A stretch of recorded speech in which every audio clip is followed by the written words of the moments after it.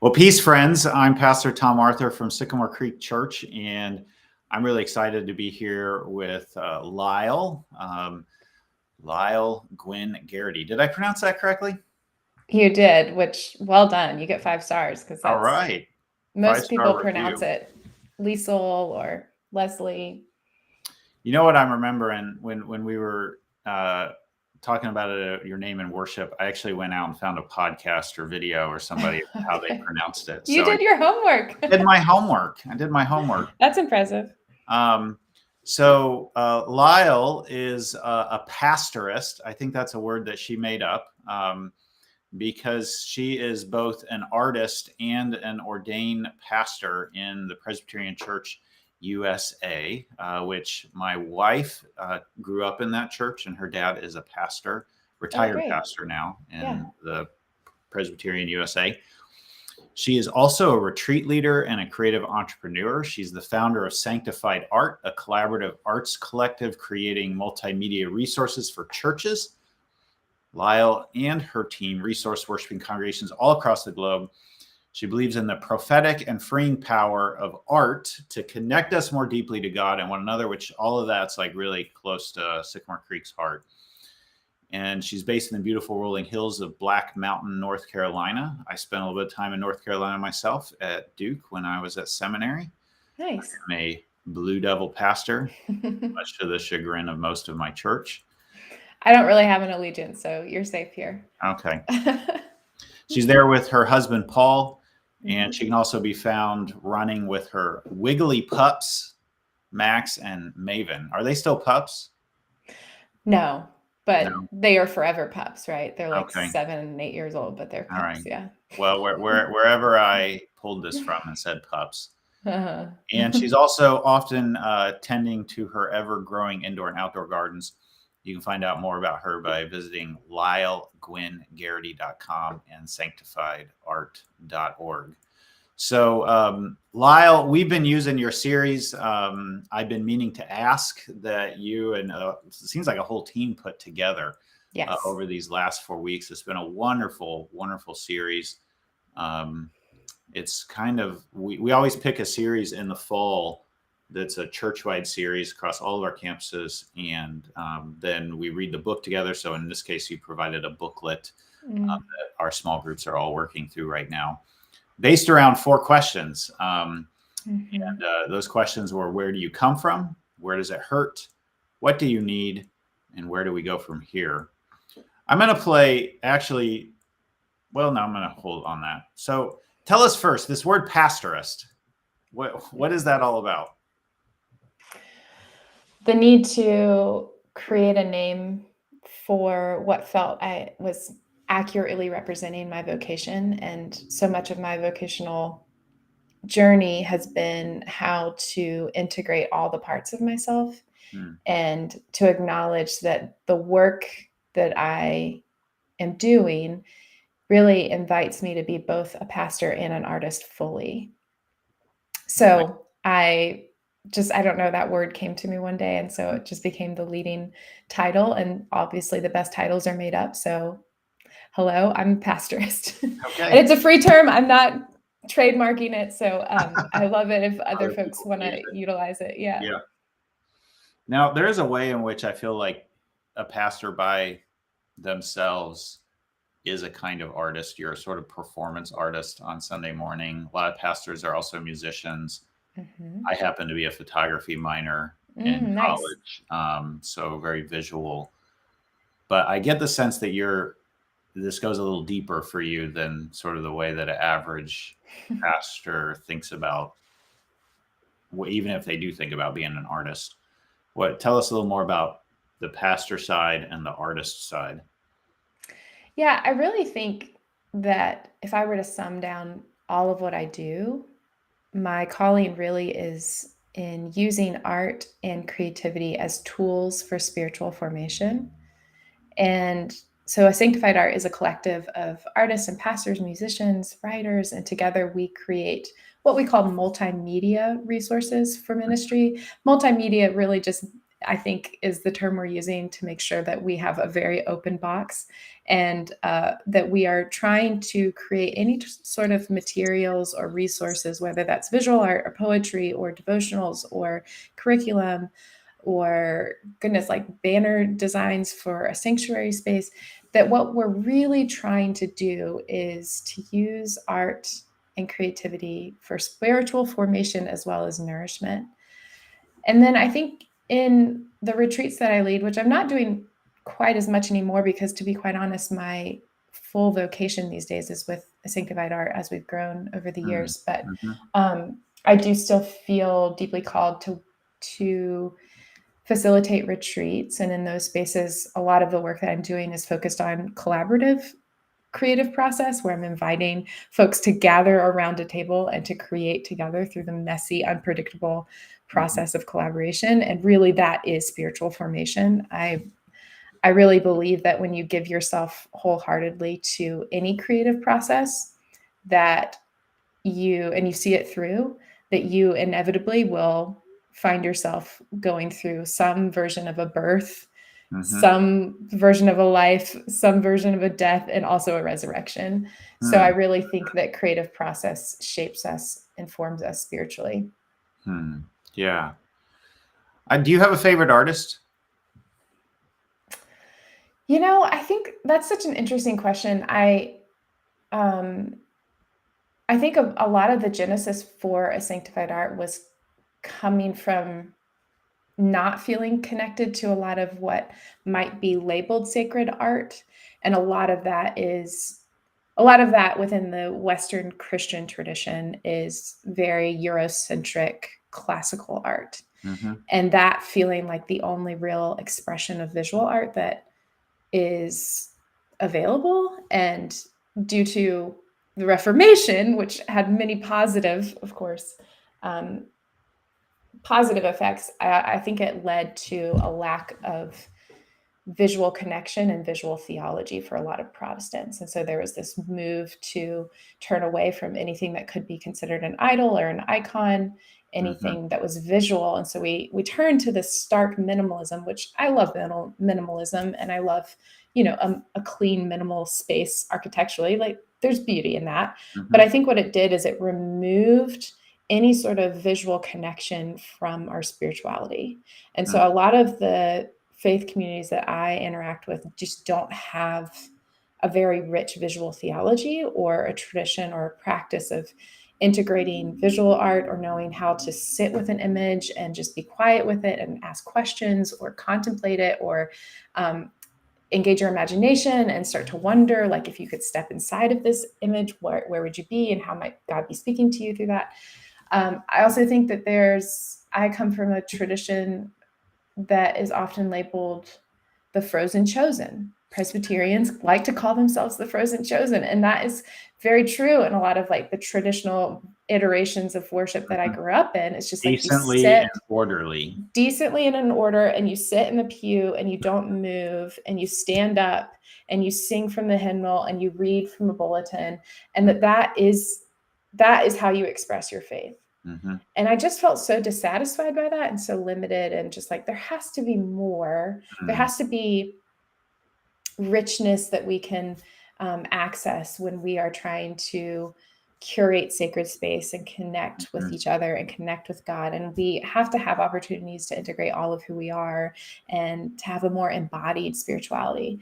And so I think that's really what it's about for us, is like Sanctified Art is how do we recognize that the context of churches that we serve have this really complicated history when it comes to art and creative expression.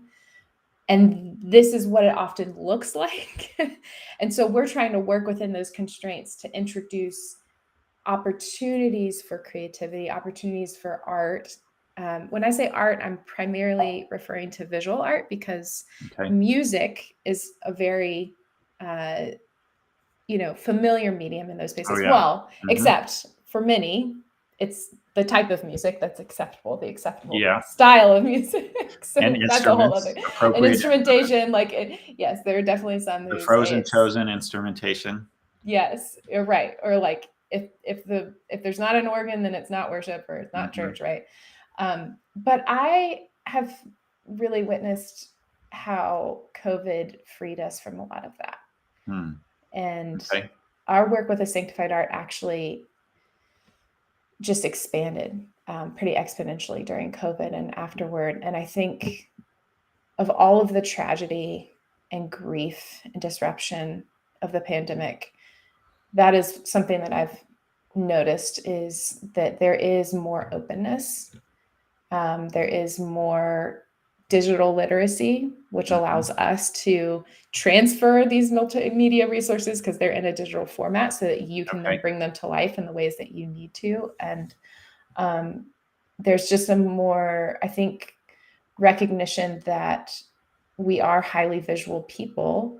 And especially now with technology, we do engage on all visual mediums all day long, on our phones, on our screens.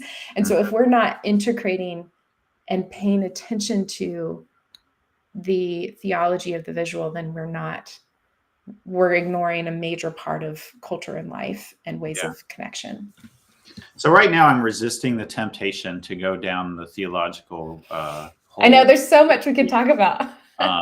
Because I think that would just be playing into exactly the opposite of what you're trying to do, of this being all a head game, or worship being something that we just do with our minds or our heads. Of course, that is really important.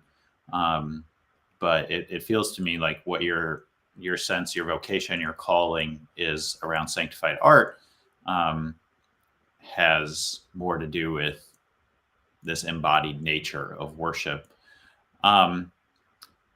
We're going to get into it just a minute, but if you happen to just be joining us, I'm here with Lisle Gwynn Garrity, who is the pastorist. She's pastor and artist. She's the founder of Sanctified Art, which our church has just wrapped up this last Sunday, a 5-week series on. And it's based around 4 questions. Where do you come from? Where does it hurt? What do you need? And where do we go from here? And we're talking first, just getting to know Lisle a little bit, and then we're going to get into some of her art here in just a minute. Do you have a favorite piece or kind of sacred art, whether that's icons or stained glass, music, musicals, mosaics, statues? I mean, or dance. Is there a favorite for you personally? Again, it's so interesting because I think so much of my work emerged from what I felt was missing, or just wanting to name a disconnect. So I think I'll talk a little bit about an art form that I do really love, which is live painting in worship, and offering a visual proclamation that coincides with the sermon, the music, the prayers, the rituals of a space, and allowing that creative process to be fully transparent and shared by a community is so spiritually rich for me. And it's something that I do less often these days just because I'm not traveling as much, but I love the way that a community can start with a blank canvas with me. And I always have an image composition mapped out in my mind, but so much of that process for me is surrender. And the more free and just the more free and open I can be as somebody who personality-wise trends toward wanting to be controlled and detailed and improve everything in the world and try to achieve perfection, the more messy and uncertain and open I can be in that process, the better the result always. So it really is and doing it live in a community means I don't have time to think twice about it. I just have to keep going. So I don't allow fear to just come in and deconstruct my process, which, to be quite honest, is interesting because when I'm creating here in my home studio, creating works for Sanctified Art, it is so much harder because that fear voice just it digs in and it gets in deep, and it just it can stall my process. So I'm talking about live painting because it's really, for me, the experience of it that I'm so drawn to. And it's not something that I had really seen a lot of people doing in the world. So I don't think that I don't think that my calling was really wrapped up in like seeing sacred art from other people and offered in a way that was really compelling to me. It was like, actually, there's a lack of this, or a lack of art that I think really moves me. And so I need to experience that for myself. Now, artists that captured my imagination, French Impressionists were my first love as a painter, just being able to see the way that they were focused on capturing the impression of light and movement and energy. I really didn't care what the subject matter was, because I was so captivated by the texture of the paint strokes and the movement and the energy there. And that, you know, historically was radical, as these like French Impressionists were creating their own little galleries outside of the museum and the institution of the museum. And they were, you know, scandalized for that. But and there's all kinds of stuff with the bourgeoisie establishment and the way they were trying to rebel against it. Anyway, but I think I don't really find myself, you know, saying, wow, this is sacred art and this is secular art. I don't really see that as a divide that categorizes the art that I'm captivated by. So there are definitely modern artists that I'm deeply compelled by. I'm just trying to think of all the. So when you go to an art museum, you're going to church. Yeah, I think so. I think a lot of it is really being compelled by the story of a piece, because for me, I just have never been, I think that's part of why I'm like not an artist that pursued making paintings and selling them in a gallery, because I'm just really not interested in the final product. I've always just been more interested in process, which is why I answered your question by talking about live painting. Yeah. But like, you know, there's some, when I know more about the story of a piece and what it's trying to do, I'm really interested in what art can do.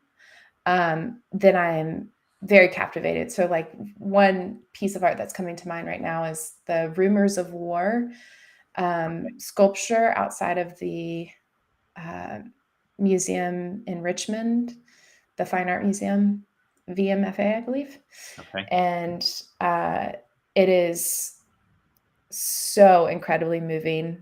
Maybe we can drop a link so that people have a little bit of context. But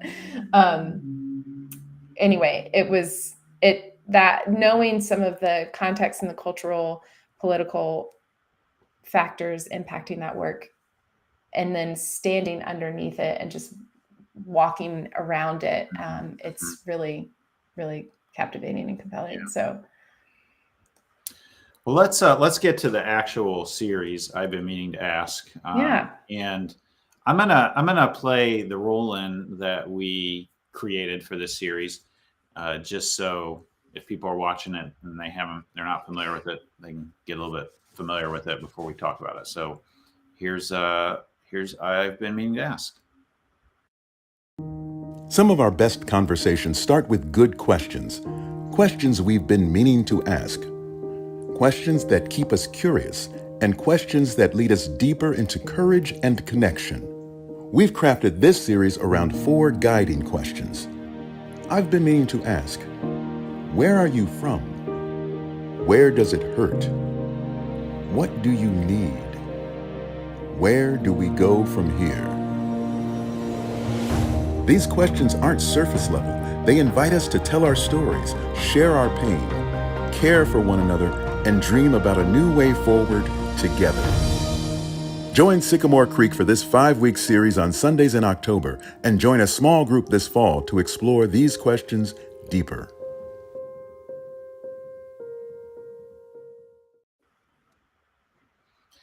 So talk to us a little bit about where this series came from for you, for Sanctified Art. Yeah. Well, A Sanctified Art truly is a collective, and we are a creative team of 5. And then with every bundle or worship series that we craft, we intentionally collaborate with guest artists, musicians, writers.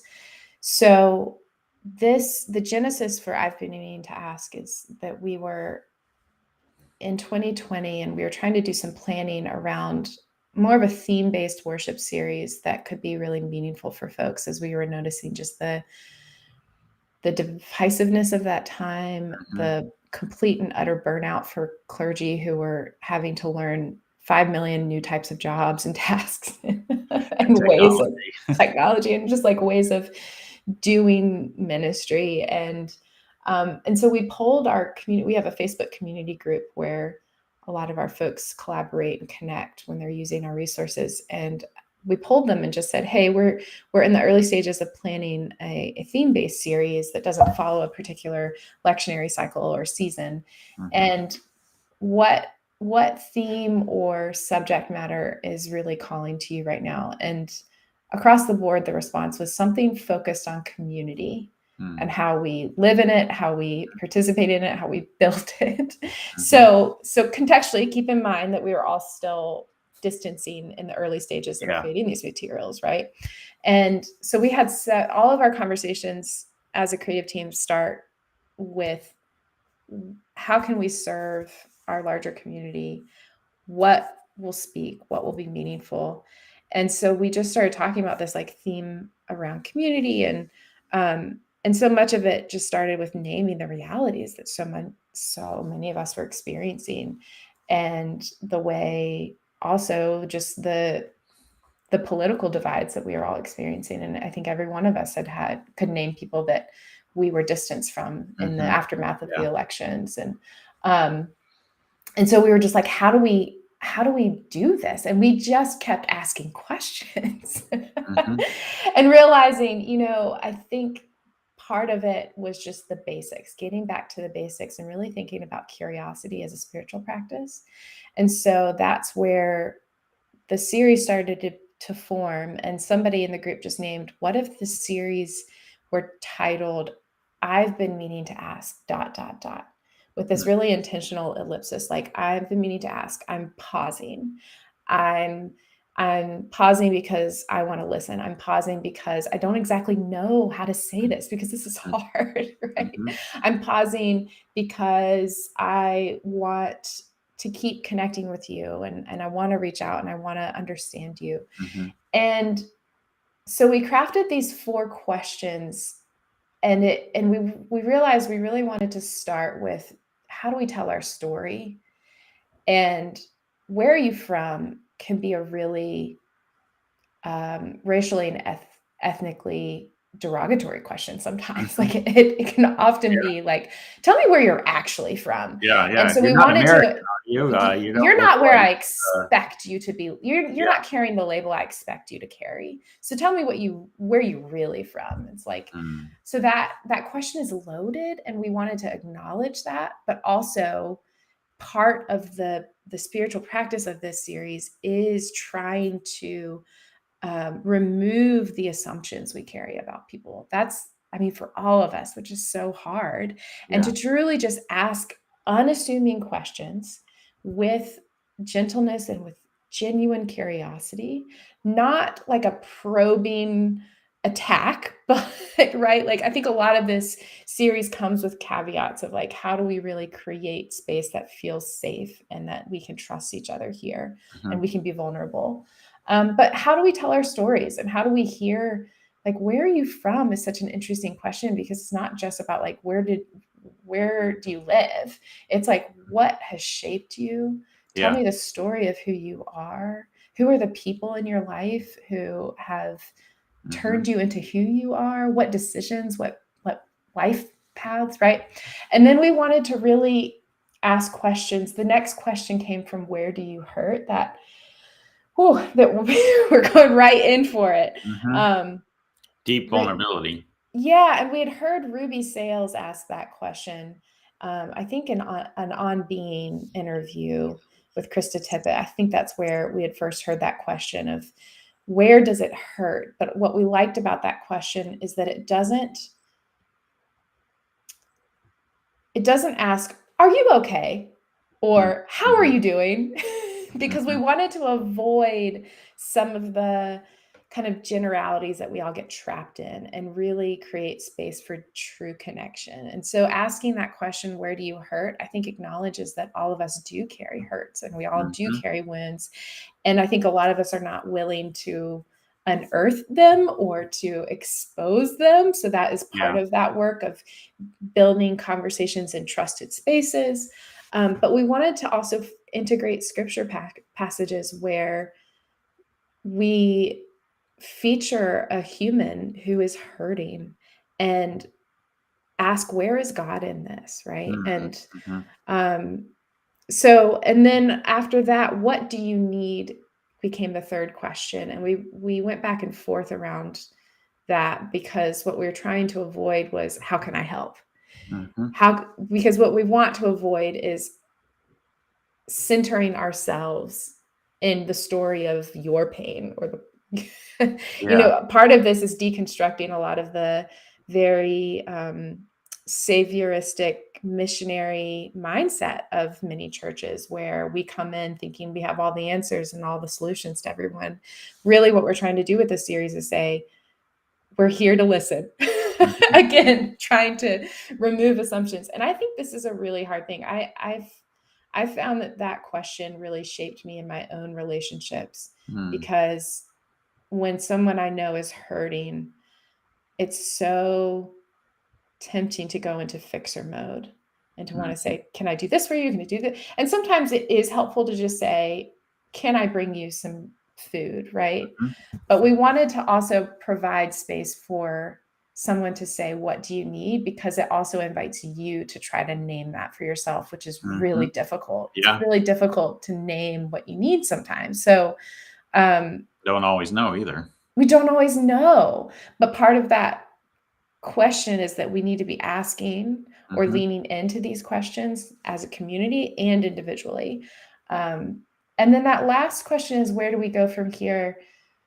Was really designed to be the contextual question that each church is asking of themselves, and asking also on an individual level, like, so what have you learned? What have you gained? What does this mean for your own relationships? What does this mean for the family members that you sat across the table with at Thanksgiving, who you wanted to leave the table at Thanksgiving, right? What does this mean? What does this mean for your church and whatever transitions you're undergoing? What does this mean, right? So where do we go from here? Again, obviously very open-ended, but that question, I think, comes with a responsibility from all individuals who are involved in that conversation. So that's where we landed. And so we shaped all these materials and curriculum around those questions, and invited some guest partners to create alongside us and to respond to those questions from their stories, from their perspectives, from their life experiences.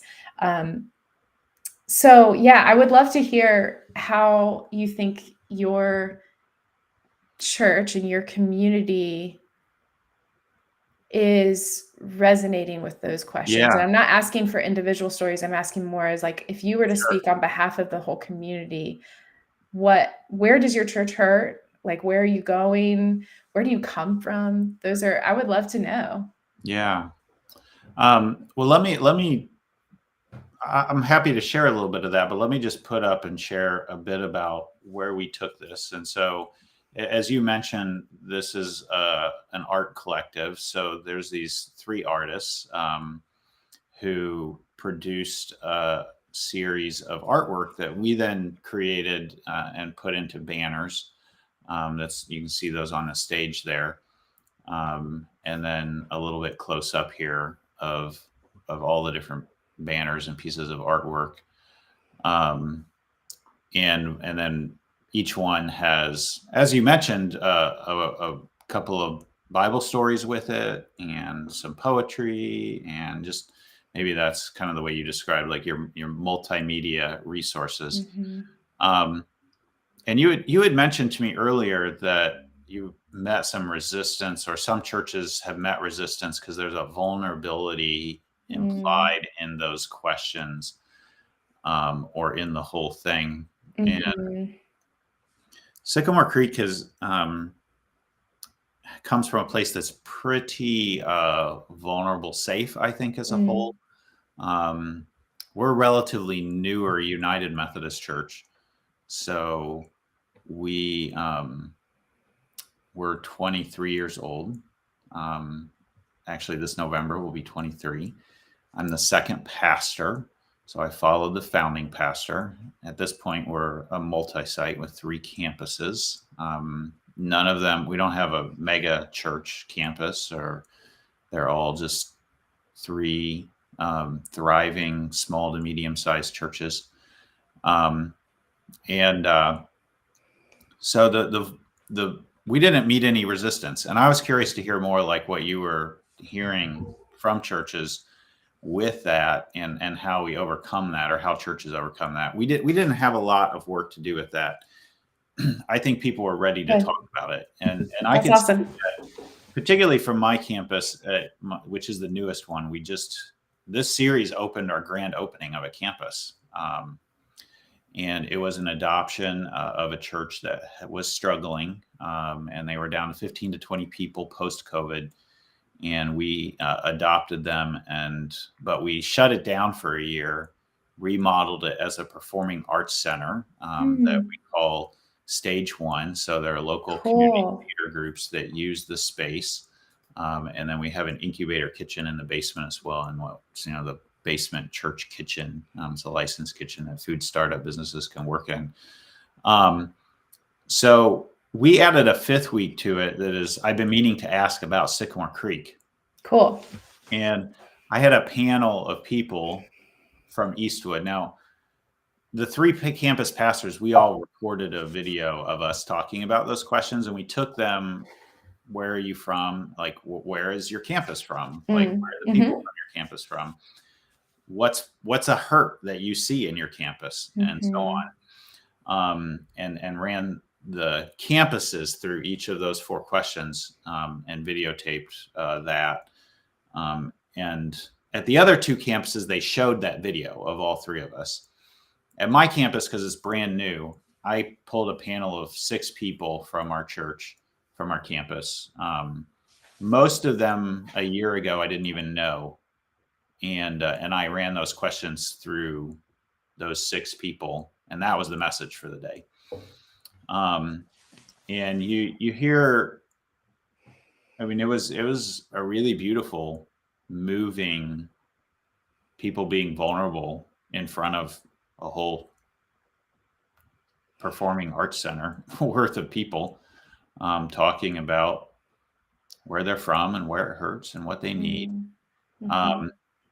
We kind of framed those last 2 questions. What's one thing that you need for Sycamore Creek to meet? Yeah. And then what's one place you feel like we should go from here as a campus or a church? And again, at this point, our church, this campus is 5 weeks old as far as meeting weekly. There had been a lot of work up before the grand opening. So people, again, shared very freely. There's a lot of, like, we as a campus and church as a whole, we're a LGBTQ affirming church, but we are not liturgical.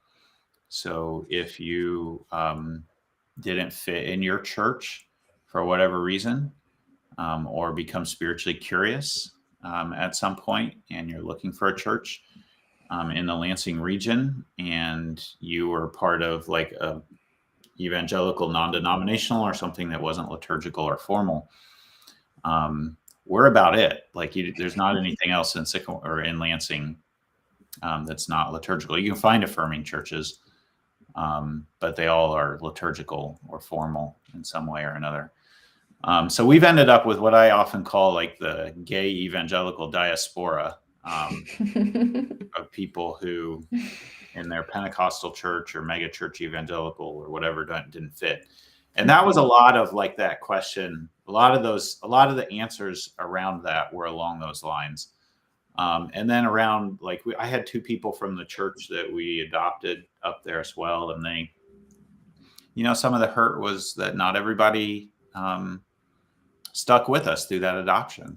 So we tried to be as clear and upfront as we could be and transparent about the changes, but I think a lot of people, when they voted like, hey, we're going to give this church the building, and then we're going to go find another traditional United Methodist church, which a lot of them did. So there's some hurt around that. And then one of the more interesting things that we heard around the where do we go from here was, or one of the more interesting things to me was we do a lot of anti-racism work, a lot of racial equity work, a lot of inclusion of LGBTQ. But we don't do as much around disability. And so that was a place that folks were, I heard people describing, maybe this is a place that we should go. Yeah. From here. Wow. Being more intentional in that. So it's been a really positive experience. I don't know that we have done, I think this may be happening more in the small groups because we professionally printed the booklets that you all provided. And in those are all of these pieces of art. And so while we had the banners on stage, I don't know that we engaged the art as much other than it just being present in the worship space.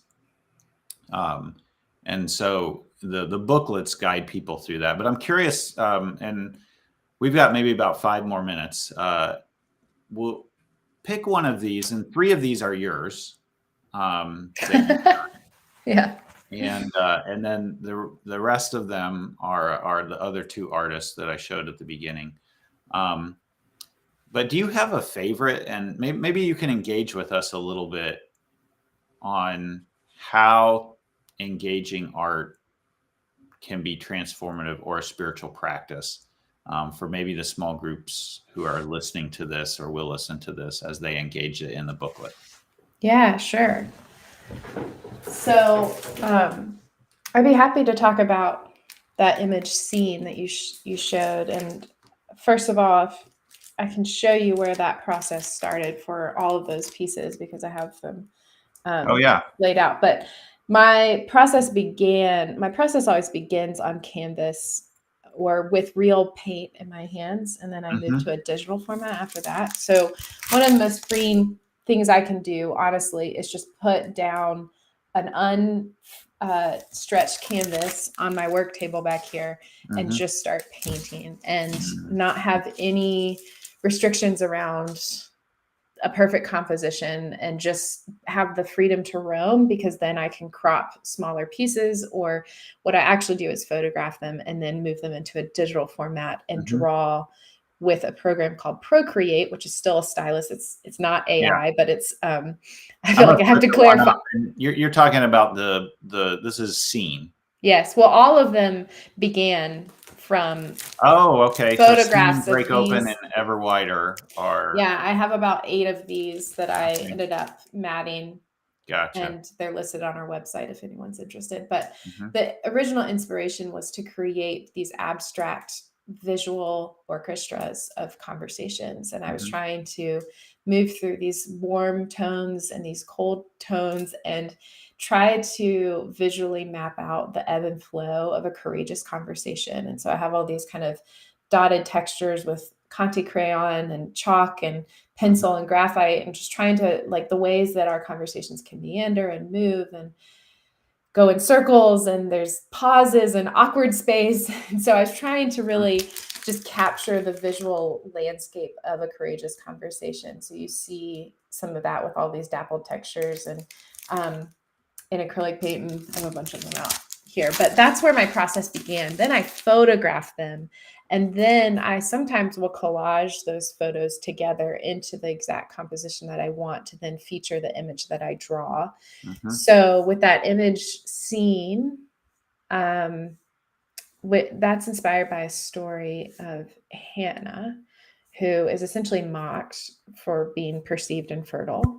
And she goes back and forth to the temple and kind of bears herself before God, and ultimately is granted a child. But I wanted to capture, I don't know if you have that image to show, but it's that one right there called Scene. I wanted to put each of the drawings within this landscape of the visual orchestra, right? This visual, courageous conversation, and place them within that kind of harmony and cacophony. And I wanted us to really see her, because I think that that is what's compelling to me about that story, is the fact that she finally is truly seen by God in her pain and not mocked for it.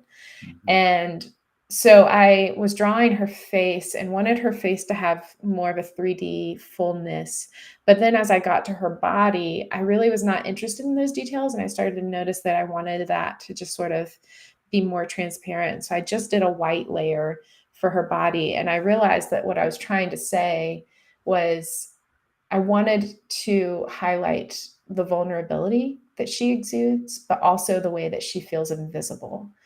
And so in this moment, I'm inviting us as viewers to just acknowledge her and to truly see her and to see her pain, and how transformative it can be when we are truly seen. And I think often what we need is to be seen and to be heard, and to have someone say, gosh, that is so hard. And I see you and I hear you and I'm with you. And that's what I want us to do for her, for Hannah, but also ultimately for our neighbors and for ourselves, right? Like sometimes we just need to be able to have that same compassion for ourselves. So I think in terms of how do you gain some sort of, how do you connect spiritually with a piece of art? You don't have to like the art. I think part of it is just paying attention. So we often use a practice called Visio Divina, where it's just a simple practice of silence and looking at an image together in silence. And a leader will offer prompts. And those prompts can be something like, first, just notice what you see. Pay attention to the colors, the textures, just scan the image, take it all in, take some deep breaths, try to calm your mind, quiet your mind, calm your body. And then after a few moments of silence, another prompt might be, take a closer look. What parts of the image are you immediately drawn to? And what parts of the image did you miss? Now scan everything again, and just trying to take a deeper look, and you start to notice things. And there might be certain details that you're like, wow, that's so interesting. And you might be thinking about how the first thing that drew you in was the teardrop.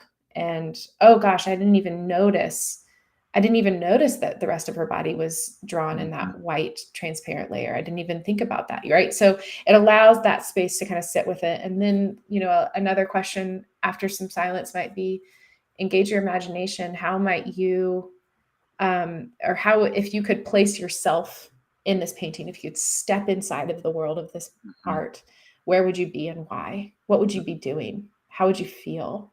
And so that, again, is just like coming face to face with Hannah, and what would you be feeling and what would you be doing? Or are you Hannah? Do you see yourself in Hannah?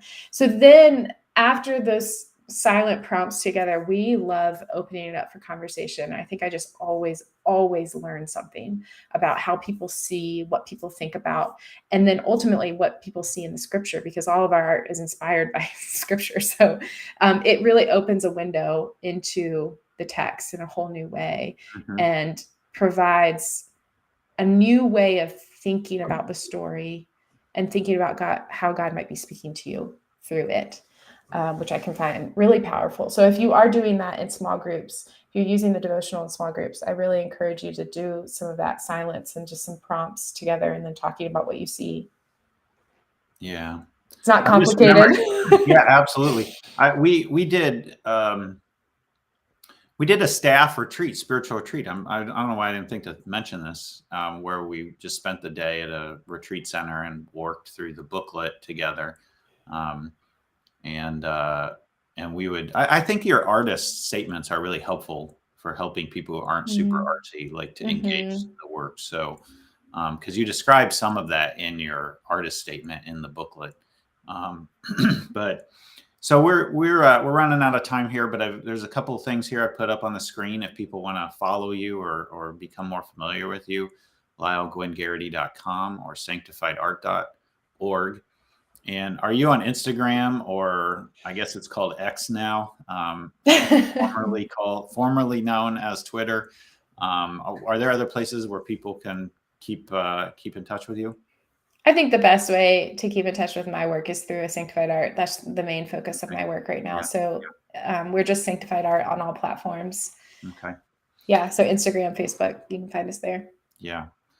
Well, thank you so much, Lisle, for being with us today, and even more so for creating this resource for our church and many, many more, I'm sure. We look forward to seeing what more you come up with. I noticed that I think you've come out with a new Advent series. Yeah, we do. Yeah. So if you're not familiar with that, you can take a look at that. But we're thankful for those of you who've watched either live with us. I've seen a couple of faithful people on through this whole thing, and several pop in and out. That's great. And this will be available on all of our channels afterwards for people to listen to or watch at their leisure. Again, thank you so much, Lisle. And friends, until we see you again, be curious, be creative, be compassionate, and peace out.